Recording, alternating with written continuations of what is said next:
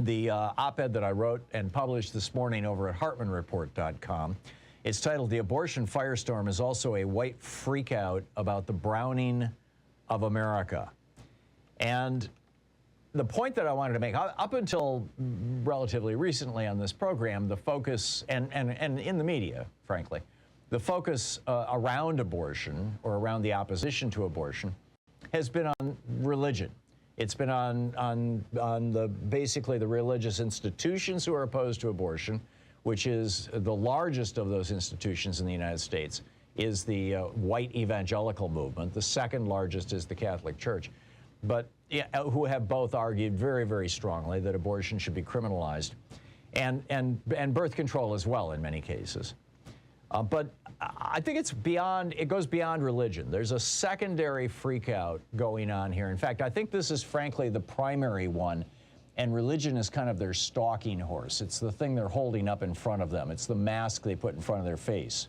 And that is that we're in the last ages of white supremacy right now in the United States. Now, it doesn't mean that, everything is going to be happy racially in the next, year or even decade or even in my lifetime. But we are in the last ages of this, and it's scaring the hell out of white people who have bought into this racist belief that because of the color of somebody's skin, they are intellectually, physically, whatever it may be, morally superior or inferior based on that color.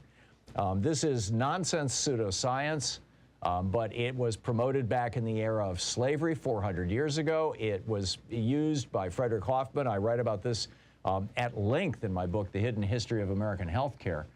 And Frederick Hoffman was a vice president with the Prudential Insurance Company and traveled around the country between the 1890s and the 1940s, telling lawmakers not to pass laws that provided health care to people, because that would then provide health care to black people, and because they were racially inferior. If we simply withheld health care, they would cease to exist, the race would die out, and that would solve the race problem in America. I mean, this actually was, that theory was animating laws that were on the books as recently as 1967, and insurance company policies that were on the books as recently as 1965.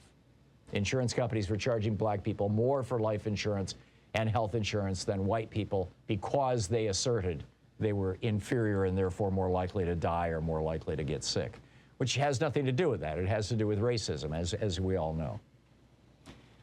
So there's this larger issue of race, and these white supremacists who are very concerned, frankly, about the browning of America. Alito, and I think the flare that went off that people across America have been noticing, particularly on social media, is this footnote in Justice Alito's Dobbs v. Jackson opinion that has just caused an absolute firestorm.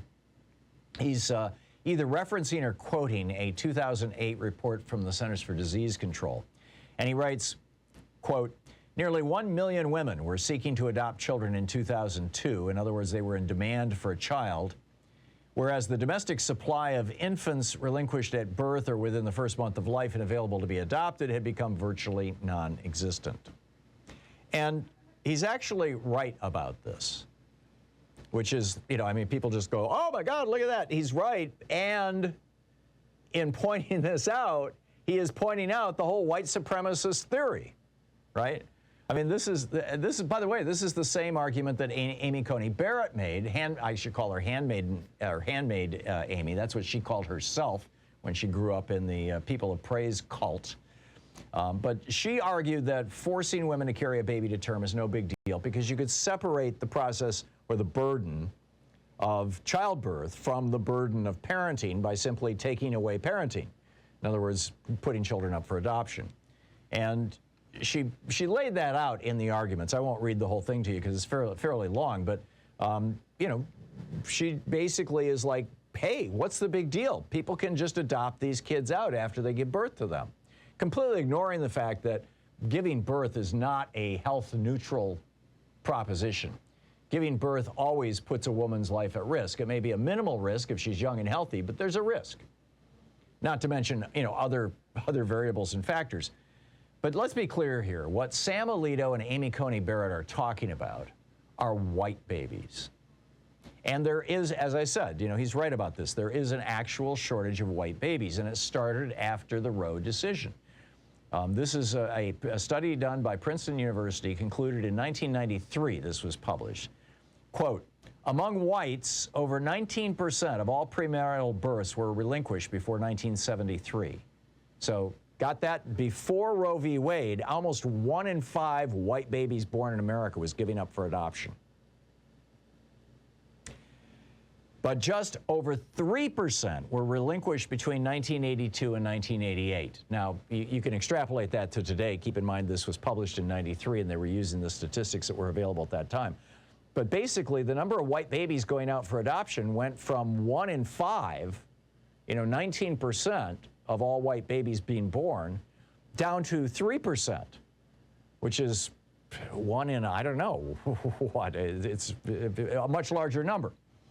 So black adoption rates, on the other hand, have always, before Roe and since Roe, according to this study from Princeton University, have remained right around 3%. Excuse me, right around 2%. And the reason why appears to be that black families with unwanted children are more likely to place those children within their own families.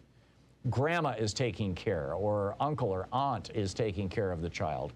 And which frankly kind of blows up a lot of the white racist arguments about the fracturing of the black family. It looks to me like even stronger families. But in any case, they point this out in this study, and now you can get it. Now you understand. Now I understand. I mean, just reading this, it was like, holy cow, that really is what's going on. And there's this viral video going around of this woman describing this book called Birth Dearth by a guy who was worked for the American Enterprise Institute, a conservative think tank. I used to debate their people on this program, in which he was, essentially pointing out the same thing and saying that because the number of white people in America is diminishing, I actually found an online copy of the book on the internet over the weekend and skim read it. It's only about 120 pages. And he basically argues that this lack of white babies represents a threat to Western civilization or the values of Western civilization in the United States, as if civilization and whiteness are the same thing.